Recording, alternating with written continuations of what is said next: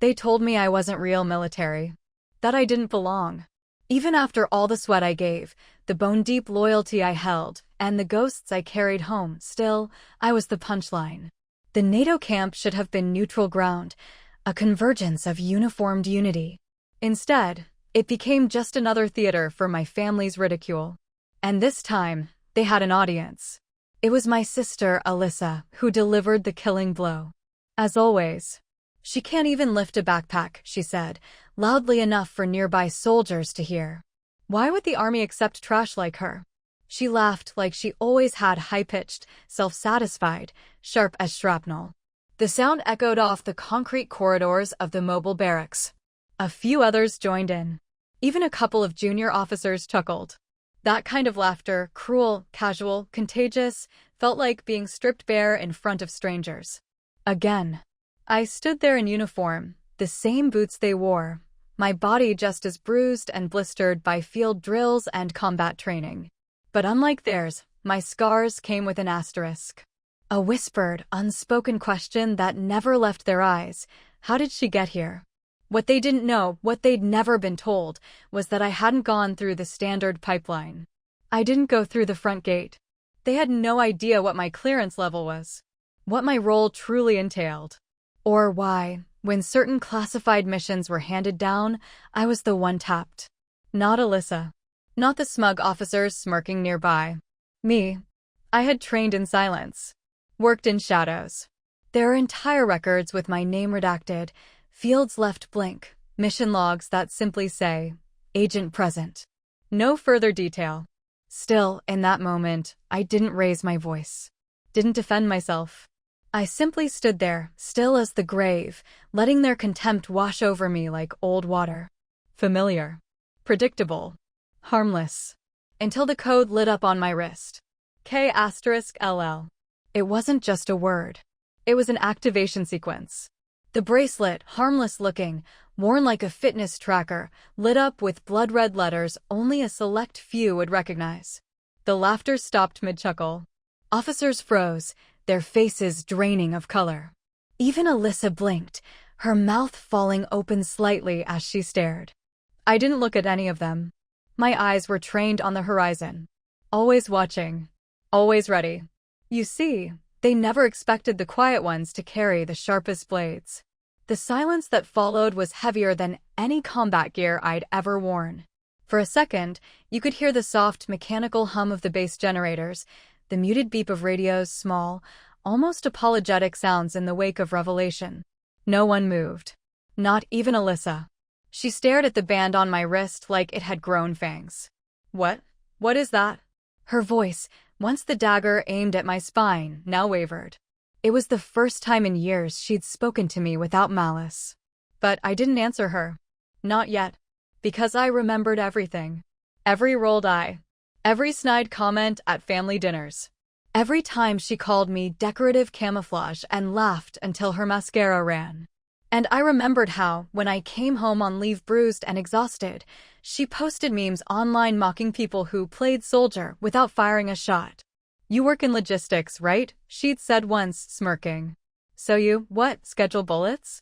I never corrected her. Not when she paraded around in her official NATO lanyard like it meant something. Not when she claimed she could outshoot me even though I had calluses on my fingers from decades of trigger discipline. Not when she told our mother I was wasting taxpayer money pretending to be elite. They never knew what I did. That was the point. And this code, this mark on my wrist, it wasn't meant for their eyes. But when your handler triggers K*LL in the field, you don't get to pick the audience. It's a silent shout from the back channels of war. A signal that someone has crossed a line they didn't even know existed. An officer cleared his throat. Is that real? He asked. His voice was quiet. Careful. I turned to him slowly, my face unreadable. His badge identified him as Lieutenant Colburn, British, decorated, sharp-eyed. I could tell he already knew the answer. But I gave it to him anyway. You ever hear of Echo Protocol? His face changed instantly. It was like watching a man realize the forest he just stepped into is full of landmines. That's not public record, he said. No, I replied. It's not. That was enough. 3 other officers backed away slightly. One whispered something into his radio. Another looked down at his tablet, scrolling quickly, as if trying to verify my presence in a database that wouldn't show me. Alyssa stepped back too. Wait. What is Echo Protocol? I turned to her slowly. For once, she didn't look like my older sister. She looked like someone who'd kicked a hornet's nest and finally heard the buzzing. Her arms folded defensively across her chest, and I saw it, fear disguised as disbelief. You wanted to know what I do, I said. Now you know. But you're not even. She struggled to find the words. You never even deployed to combat zones. Mom said you were at admin posts. She wasn't wrong, I said with a shrug. I've never been in a combat zone. But that doesn't mean I haven't seen combat. The difference was more than semantic. It was the line between visible war and invisible service. Between being decorated on stage and buried off the books. That moment was supposed to be my undoing. Their laughter should have broken me. But instead, they exposed themselves. All I had to do was let the silence speak for me. I hadn't worn medals on my chest. I'd worn secrets in my bones. And now they knew just enough to regret everything they'd ever said. I didn't mean for them to find out that way. If I'm honest, part of me had always hoped they would never know. Because there is a strange safety in being underestimated. You can move without obstruction, disappear into the backdrop, let their low expectations cloak you like armor. But that day at the NATO camp, my camouflage burned to ash. And I stood in the smoke. Is she cleared? One of the younger officers asked, voice barely more than a whisper. He wasn't asking me. He was asking Colburn. No, Colburn replied after a pause. She's not cleared. None of us are. The younger man's eyes widened. Then what is she doing here? That was the question they'd all avoided for years. They assumed I was someone's pity placement. That I got in through some diversity clause or backdoor nepotism. They assumed wrong. Alyssa looked at me like she was seeing me for the first time. Like I had grown a second face. But it wasn't awe or admiration in her eyes, it was betrayal. You lied, she said quietly. I shook my head. No. You just never asked the right questions. You let me think, her voice cracked. You let everyone think you were nothing. Why? I turned to her, and for the first time, let my eyes speak plainly. Because it was easier than fighting to be seen. That was the truth. For years, I'd sat at holiday tables while they toasted my cousins who'd joined the Air Force or Navy. Alyssa, in her civilian admin role, was praised as the real achiever for her work organizing conferences and logistics on base. Meanwhile, I was quiet little Lana, probably making coffee somewhere in Kosovo. And I let them believe that. Because correcting them felt like begging. I don't beg. After the K*LL code lit up, my orders arrived fast. An encrypted message blinked into my comms device, bypassing every system on base. I didn't read it aloud, but I didn't need to. My face shifted imperceptibly to most, but not to Colburn. He nodded. Do you need escort? No. But I need the briefing room secure in 5. He turned to his men. Clear it. Just like that. The laughter and jeers vanished like fog in sunlight. Officers scrambled. Alyssa watched, her mouth parting in disbelief as strangers obeyed me without question. You're just my little sister, she said, shaking her head. How can you? Because you measured me with the wrong ruler, I said. All of you did. I walked toward the secure wing of the base, feeling the shift in atmosphere behind me. Like the earth had tilted slightly. I used to dream of a moment like that, when the silence I carried would rise up and demand attention. But I didn't feel triumphant. I felt tired. Because this isn't a revenge story. Not really. It's not about proving them wrong. It's about reclaiming the parts of me they buried. The strength that bloomed in the shadows. The wounds that turned into weapons. The K*LL code wasn't just a command. It was a reminder. You're seen. You're needed. You are no longer hidden. And for the first time in years, I walked like I believed it. The door hissed closed behind me with a metallic finality that sounded like relief. The secure room was sterile, windowless, lined with light panels that buzzed softly, an atmosphere designed to keep truth inside and distractions out. I'd entered briefing rooms like this across the globe, in Norway, in Berlin, Once in a decommissioned prison cell in Sarajevo, where classified operations were hashed out under flickering bulbs and bolted steel. But this room, in the heart of a NATO camp where my own sister had just laughed at me, felt more intimate than any other.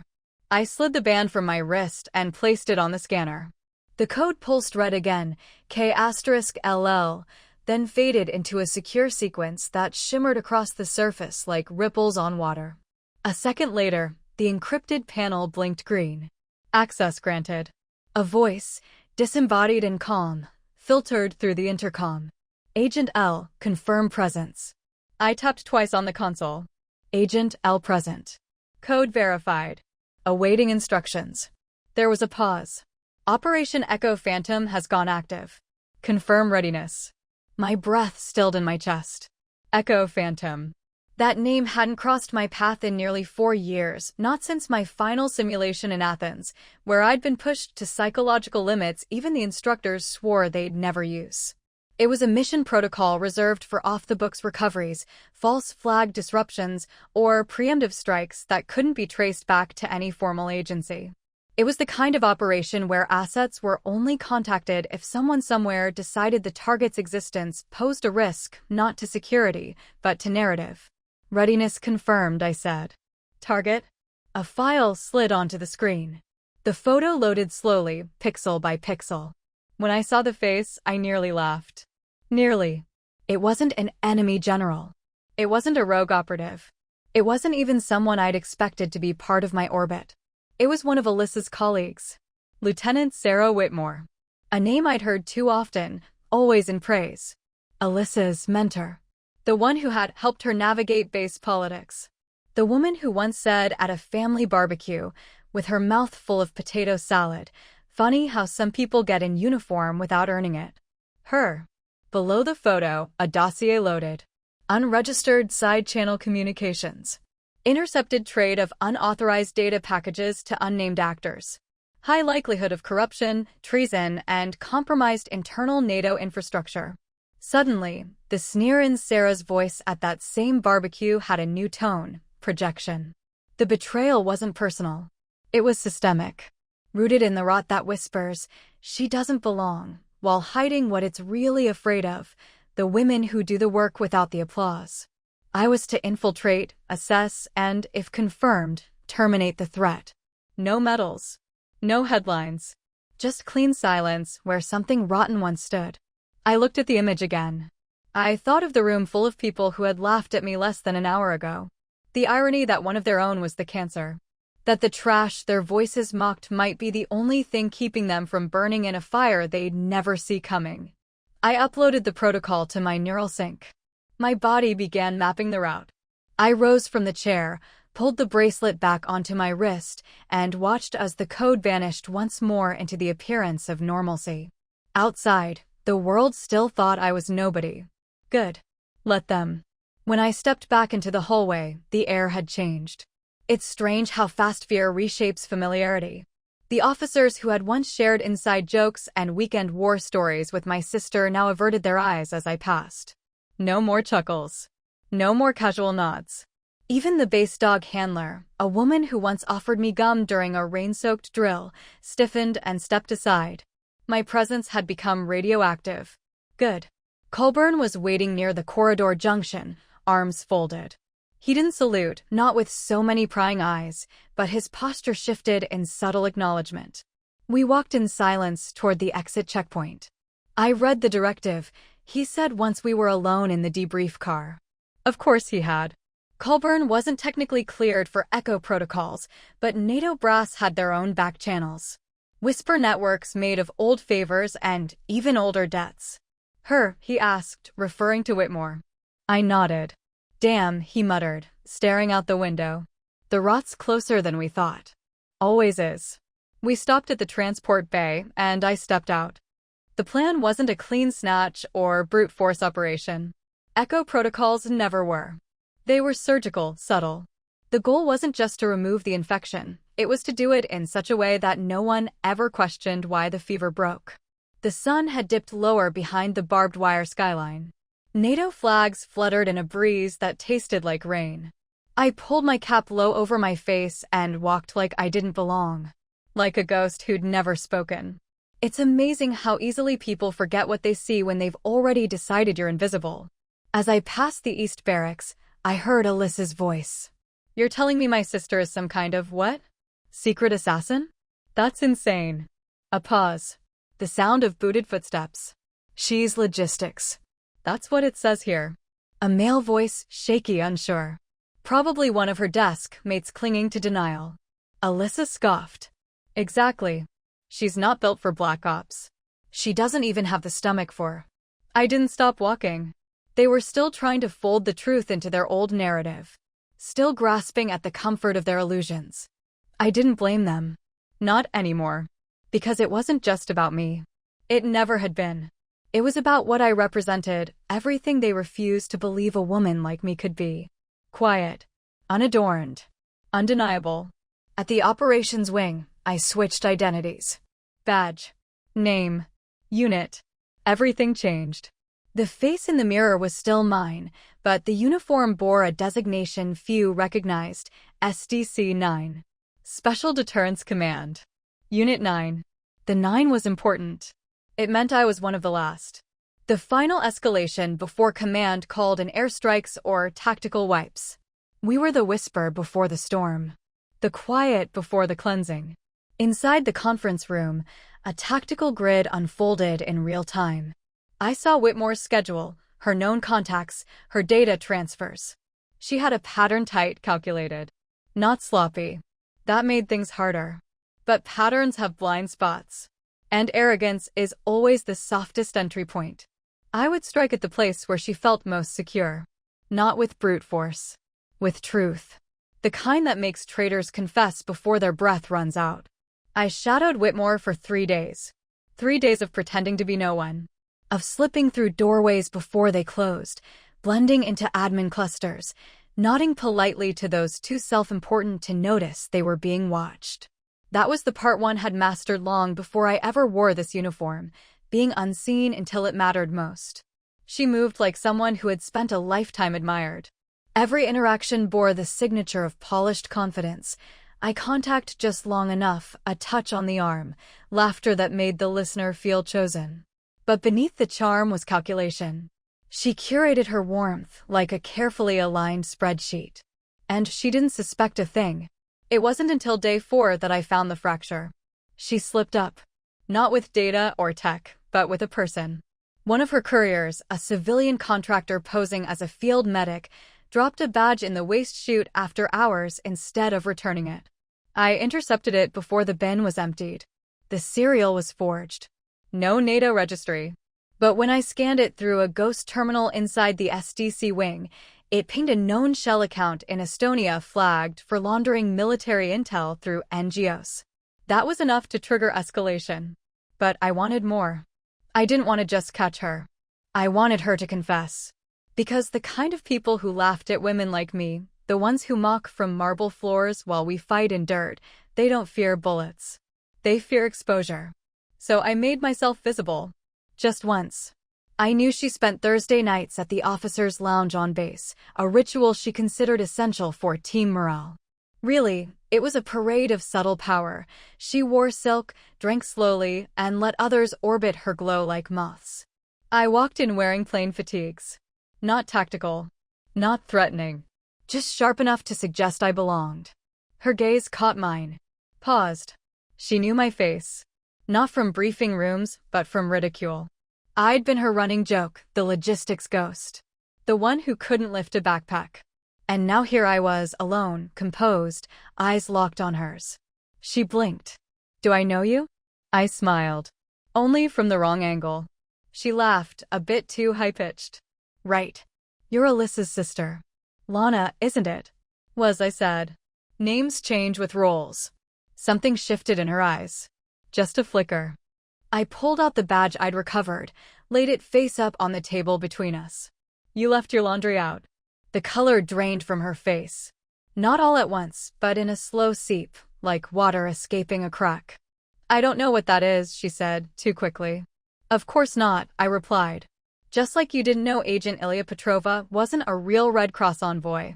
Or that the transfer logs you approved last quarter weren't standard relief shipments. Her lips parted. Closed. I didn't. You did. And you're going to admit it. She stood up sharply. I'm done here. So is your career. That stopped her. Mid-turn, one heel lifted off the ground. I rose too, voice still calm.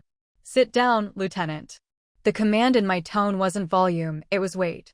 She sat. No threats. No handcuffs. Just silence. The kind that chokes when it's earned. I leaned in, voice low. You know who I am now. But more importantly, you know what I can do. And you know what you've done.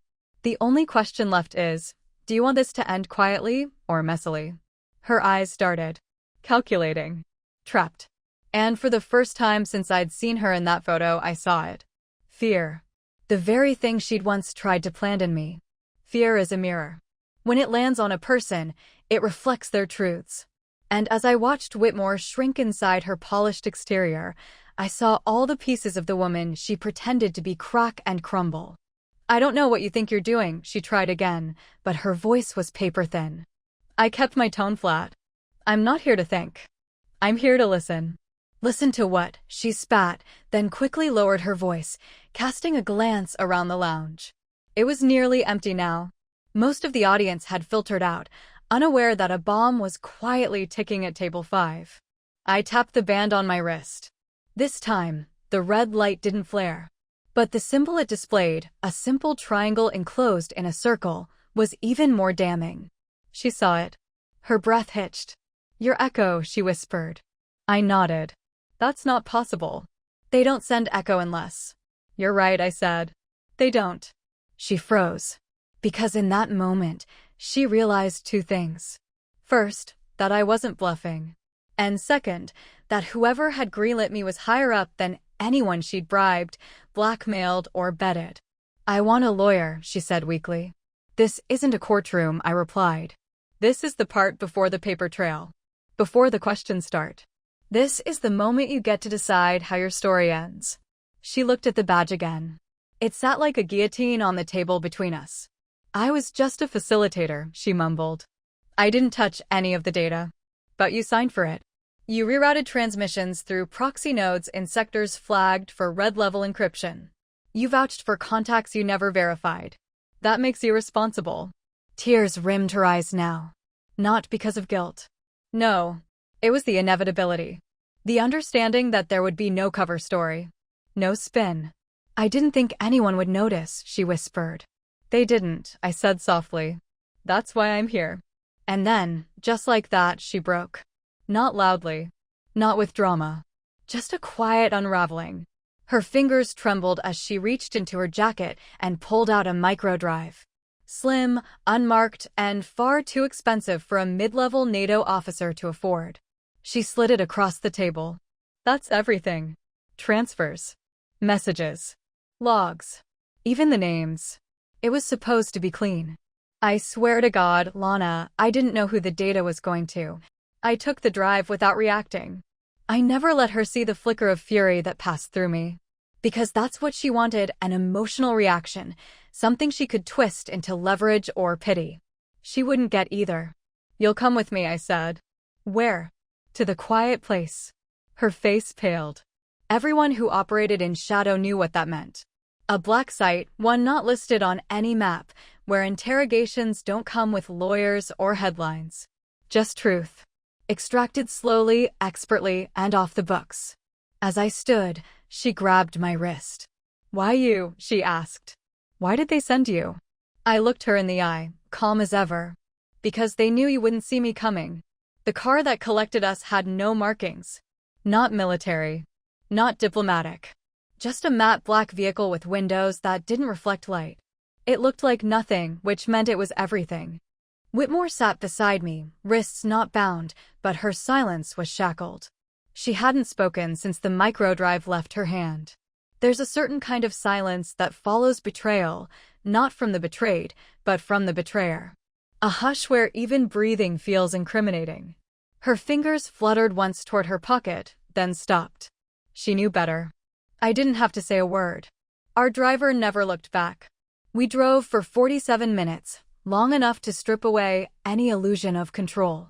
She began to shift in her seat, posture unraveling as the reality of her new destination set in. When the gates opened, she let out a breath that sounded like surrender. The sight wasn't far from base. It never is. The greatest irony is that people like Whitmore spend their lives building a sense of safety inside systems they think they control, ranks, protocols, policy documents. But the real decisions are made in places with no reception, where walls are too thick for screams to matter. I escorted her down a sterile corridor lit by overhead fluorescents, the kind that bleach out emotion and memory alike. A woman in gray met us at the final checkpoint. Her badge didn't display a name. Just 2 letters, IR, internal retrieval. IR handles confessions like currency. They don't interrogate. They extract truth by bleeding comfort from the air. Whitmore was handed over without resistance. Before she stepped into the final chamber, she turned back. "Tell them I cooperated," she whispered. "Tell them I tried to stop it." I didn't reply. The door sealed behind her like the end of a sentence. In the hall, IR's handler looked at me. "You sure you're done with this one?" "She's a symptom," I said. "Not the source." The handler nodded. "Then you're cleared to return." But I didn't go back to base. Not yet. I walked to the edge of the compound and stood beneath a rusted canopy where someone had once painted a flag that no longer matched any nation. I stared at the horizon, where the sun was lowering behind coils of barbed wire and distant mountains that never knew peace. This wasn't satisfaction. It wasn't revenge. It was confirmation that I had done the job they trained me for, the one my family still couldn't imagine me doing. And as if summoned by thought, my comm buzzed. A message from Alyssa. "Can we talk? Please." I didn't know. I stared at it for a long time. It would have been easy to delete it, to let silence answer for me. But there was a part of me still raw, still fragile, that remembered being 15 and watching her braid my hair before school. That remembered how she used to shield me from bullies long before she became one. So I typed 3 words. "Not right now." And then I turned my comm off. The world could wait. For once, I would sit with myself. Not in hiding, but in power. The debrief came the next morning. Not in a room with chairs and water pitchers, but in a garden of all places. NATO Command had access to a small protected retreat on the outskirts of the compound, veiled by cypress trees and lined with gravel paths. Only certain ranks were ever invited there. The ones who operated outside the rulebooks. The ones who didn't need applause to do damage. Colburn met me by the fountain. He wasn't in uniform. None of us were. That's how you know a meeting matters, when people strip off the armor of their titles. "You did well," he said, not as flattery, but as a verdict. "She gave it up too fast," I replied. "Because she knew you wouldn't." I nodded. "There's more coming." Whitmore was a bridge. Someone else laid the foundation. "We're already tracing it," he said. "But off the record, we were never supposed to send you in." I raised an eyebrow. "But you did." "Because someone had to remind them that fear doesn't come with stripes." That made me smile. Just a little. He reached into his coat and handed me a small silver token. It bore no emblem, no name. Just a single number engraved in the center. 9, my unit. My ghost family. "Your record's sealed," he said. Again. I looked down at the token. "Of course it is. You good with that?" I took a breath. Let the silence sit. Then, "Better than being the family mascot." He chuckled, then stood. "There's a jet waiting at checkpoint 3. You'll be flown out under standard transfer cover. Unless you want to visit your sister before you go." I looked toward the mountains. Then shook my head. "Let her sit in the quiet." "She's trying," he said. "So did I replied. "For years. Trying doesn't mean arriving." He didn't argue. Just gave a small nod, the kind soldiers used to say understood without adding weight. As he turned to leave, I called out, "Colburn." He paused. "When it comes time," I said, "and the next name pops up, don't hesitate." "I won't," he said. "Because next time, they'll hesitate first. Thanks to you." And just like that, he was gone. I walked the gravel paths a little longer, letting the cool air fill my lungs, letting it scrape away the residue of what I'd just done. I was trained to compartmentalize, to box up guilt and file it away where it couldn't interfere. But this wasn't guilt. This was grief. Grief for the years I spent being small so others could feel tall. Grief for every version of myself I buried just to make the room more comfortable. And finally, grief for the realization that they would never apologize, not the ones who laughed, not the ones who doubted. But I no longer needed them to. Because I had my own language now. One they would never speak, but always remember when the room fell silent and the air got heavy. Because I was there. And they finally saw me. The flight out was quiet, almost reverent. No one asked questions when I boarded. The pilot didn't look at me. The co-pilot handed me headphones without a word. That's how you know your mission wasn't a success, it was a necessity. You're not celebrated. You're just removed from the scene before someone starts asking the wrong questions. We flew low over the coastline. I watched the waves curl along the edges of countries that hadn't seen peace in generations. Somewhere beneath us were lives unraveling, secrets trading hands, and others like me, ghosts in plain sight, answering calls with no return address. When we landed, I was just another uniform. The airstrip was a foggy military base somewhere in the north. The kind of place where every building looks like it was constructed out of reinforced regret. I was handed a standard duffel, a change of civilian clothes, and a single message on a secured tablet. Stand by until contact. Temporary leave authorized. Temporary leave. I should have felt relief. Instead, I felt disoriented. The kind of unease that comes from slowing down after moving too fast for too long. Your body doesn't know what to do with the quiet. I checked into a small hotel outside the base. Nondescript. The kind of place where no one remembers your name. I changed clothes, washed off layers of someone else's dirt, and stared at my reflection in the fogged mirror. And there she was again, Lana. Not Agent L. Not SDC-9. Just me. Hair tied back. Skin drawn tight from sleepless nights. Eyes still watching even in stillness. I blinked slowly, as if trying to find the girl beneath the soldier. But she was harder to reach these days. I scrolled through messages on my burner phone. There were 3. All from Alyssa. I didn't know Lana. I swear. I've been thinking about everything. About us. Please. Can we talk? I stared at them until the screen dimmed. Funny how they always want to talk after the damage is irreversible. After your silence becomes their only mirror. When they realize the weight they put on your back is now too heavy to lift with words. I poured myself a glass of lukewarm water and sat at the edge of the bed. A memory came back, unbidden but vivid. I was 17. Alyssa was 20. She'd just been accepted into her first admin position with NATO. At dinner, the whole family toasted her. Champagne flowed. Speeches were made. I had just finished top of my class in field tactical simulations, unofficial, not publicly ranked. But a mentor had told me, "You're one of us now." The ones they send when everything else fails. I tried to share it over dessert. Alyssa smiled, said, "That's nice, Lana," and turned to brag about the embossed seal on her ID badge. That moment never left me. And now, here we were. Roles reversed. But no celebration for me. Just quiet. Not bitter. Not angry. Just still. Because I'd finally accepted something. I was never meant to sit at their table. I was built to build my own. And when the time came, I wouldn't need a toast. Just a whisper that changed the world.